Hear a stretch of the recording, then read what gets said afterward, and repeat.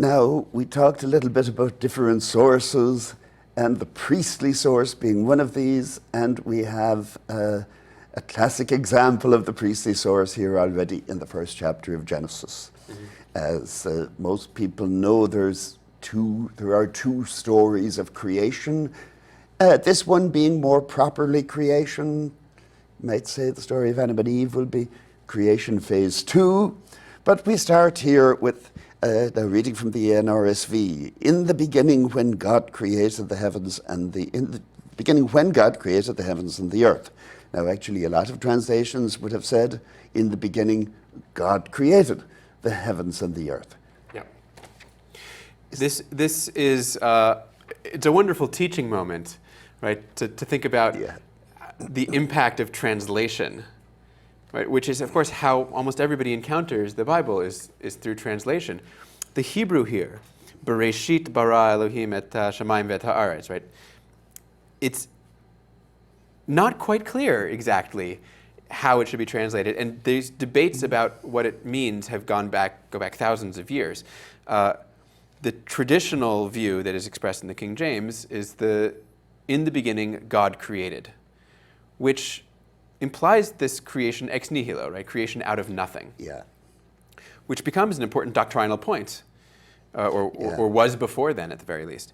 Whereas the traditional Jewish translation, advocated by Rashi most famously, is in the beginning when God created, or when God began to create. And that led in the history of interpretation to notions of there having been multiple attempts before this one, or multiple worlds. There are lots of creative ways to go with that.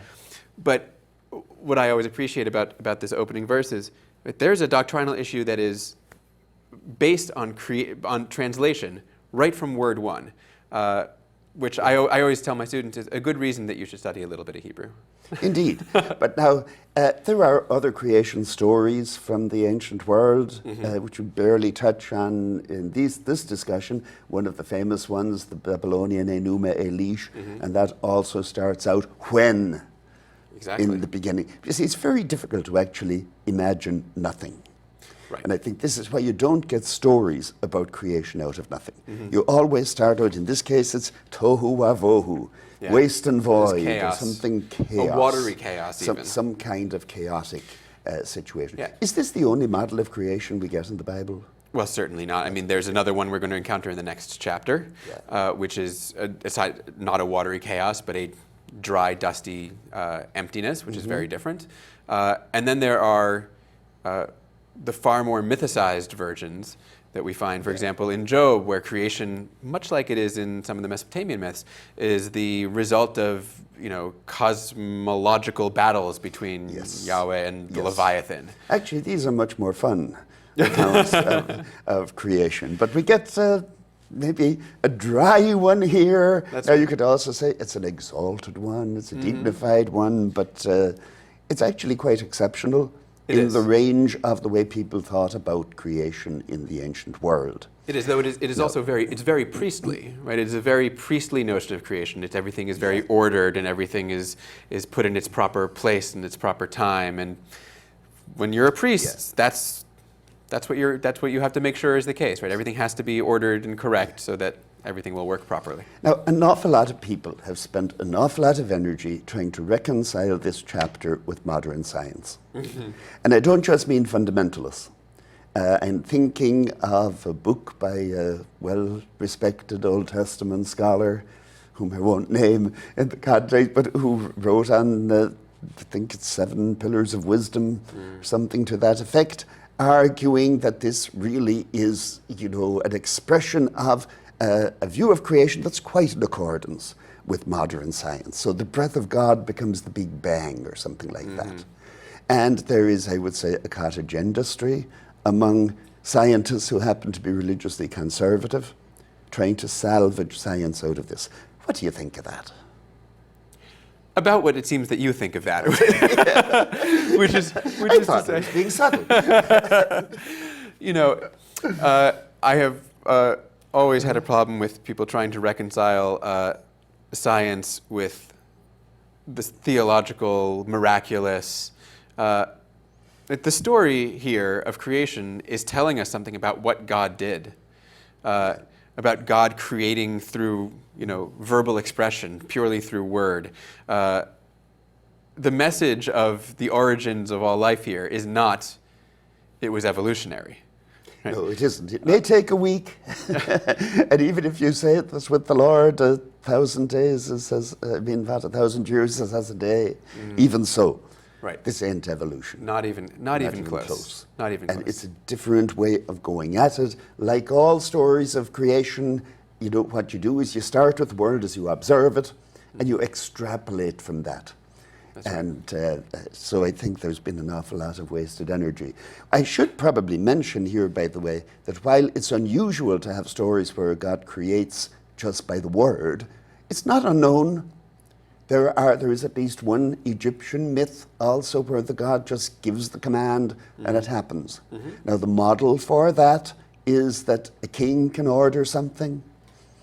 Maybe not a president, but a king could order something and it would just happen. And so again, while it's unusual, it's not quite unique. Right. One of the things that strikes one reading through Genesis 1 is in chapter 1, verse 27. God created humankind in his image. In the image of God, he created them, male and female, he created them. And actually, probably should be in the image of God, he created him in the first case. What is the image of God? What's the... This is, again, this is one of these words and phrases that I think has undergone so much scrutiny, particularly because our views over millennia of what God is have changed. So nowadays, the idea of God having a physical representation at all is essentially unheard of. Whereas in the ancient world, it would have been unimaginable that he wouldn't. Have. The word that's used here for image, tselem, is the word that's used often for idols, for statues, for physical images. And I think that we might not like the fact that the Bible suggests that by virtue of us being created in God's image, it's necessarily the case that God sort of looks like us as well. Yeah, but it's hard to get around. It's hard to get around, especially when we read on. When you get to the beginning of chapter 5 in Genesis, it says that Adam has a son, Seth in this case, who is in his image. Yeah.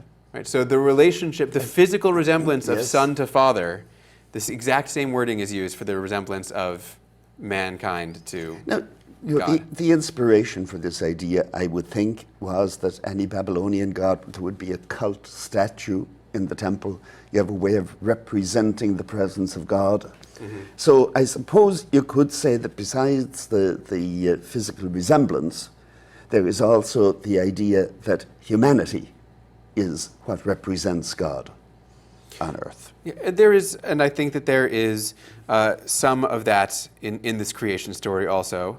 The notion of mankind being godlike in a certain way. Certainly in this story in Genesis 1, where humans are created after the animals, right? There's something more to them, right? There's animal life, and then there's humanity, which uniquely is in the image of God. We'll come back to that in a minute, because it raises the question of how humanity is supposed to relate to the rest of creation. Before we get to that, male and female, he created him. Now, so does this mean that females also are in the image of God? I'm fairly certain that it does, actually. Yeah, I think we'd accept that. I'm fairly certain that in order to read the verse any other way, you have to do some very fancy footwork. Yeah. Does it imply gender equality, as some scholars have argued? Relative equality, perhaps, relative to some other creation stories that we might come to in a moment. But gender equality, at least in that fundamental relationship of humanity to God. Social equality, in the way that modern scholars might think of it, is sort of out of the question. Though it is, for the ancient world, though it is interesting that this priestly source is the one that, when it gives its ritual cultic laws later on in Leviticus, is perfectly clear that, I think perfectly clear, that both men and women are equally allowed access to the sanctuary, equally allowed to sacrifice and bring sacrifices. Yeah. So there is a concept within the priestly source of some reasonable equality, yeah, but not in the modern sort of... Now, of course, one of the things one has to bear in mind is that all of Genesis 1 is laconic. Mm-hmm. You know, it's very terse, mm-hmm, and schematic. Mm-hmm. And so it's making one point in a verse. It isn't necessarily addressing every other question that you might bring to it. Right. And you know, one of the issues that comes up nowadays in modern discussions of gender is, then, did God make everybody unambiguously male or female? And I think, you know, in looking at that, you would have to say God created night and day.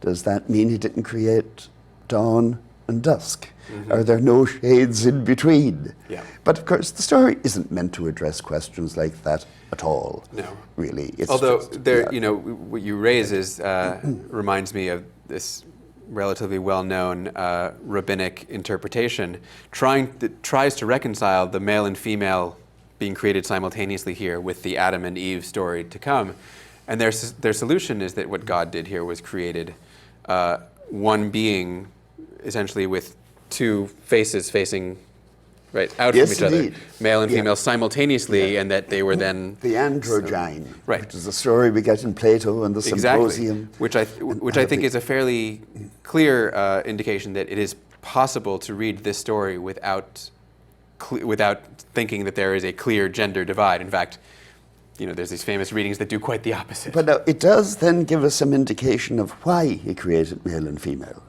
Because in the very next verse, we get, be fruitful and multiply and fill the earth and subdue it, which we'll get to in a minute. Mm-hmm. But be fruitful and multiply and fill the earth. This has sometimes been taken as a commandment, right? Right. Though, yeah, the problem is, it's grammatically a command, right? It's in the, yes, imperative, do this. But it's explicitly said, right, God blessed them with these, yeah, words. So it, yeah, you know, what I would say is there's clearly a blessing element here, right? There's an element of, right, bestowing upon them and hoping for fruitfulness, yeah, from them. There is also a necessity.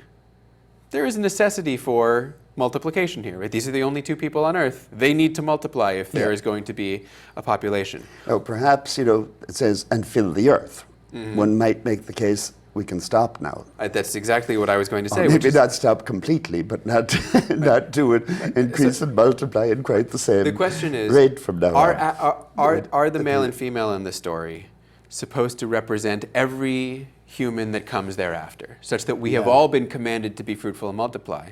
Or was it actually given to these people in a historical setting, be fruitful and multiply and fill the earth? And as you say, once that is accomplished to a certain degree, it's now sort of more a blessing than it is an imperative command. Now there's another statement here that not only are you to fill the earth, you're to subdue it. And some people have looked at this verse and said that this is the source of all our environmental problems in the modern world, that humanity felt it could trample the earth any way it wanted to. Right. Is that a fair reading of this? I think you could start by pointing out that most of the major corporations that are probably responsible for the environmental destruction are not reading Genesis every morning to check if they're doing their job correctly. I would also say... You'd be surprised. I would be surprised. Yeah. I would also say that we have to remember that in the ancient world that this came out of, the capacity for humans to actually subdue the earth would be relatively limited, if in fact there at all. If you read the Bible, you see how at the mercy they were of climate. They were incapable of really subduing the earth that we can today. More to the point, I think the translation of this word has often been understood not so much as subdue, but maybe more in the sense of have dominion, as humans have power over and a responsibility for the earth, in the same way that a beneficent king has responsibility for the well-being of his subjects. And I think that is at least a reasonable way to render the same kind of notion. And I think, again, we have to remember how schematic and how laconic this whole chapter is. So it's saying something about the relationship. This, you could say this is the flip side of being in the image of God, that humans are in charge here, is essentially what it's saying. But this chapter is never meant to enter into all the details of issues that would become controversial several thousand years later. So that's one account of Genesis, and in a couple of minutes we'll turn to a quite different account that we get in Genesis chapters 2 and 3.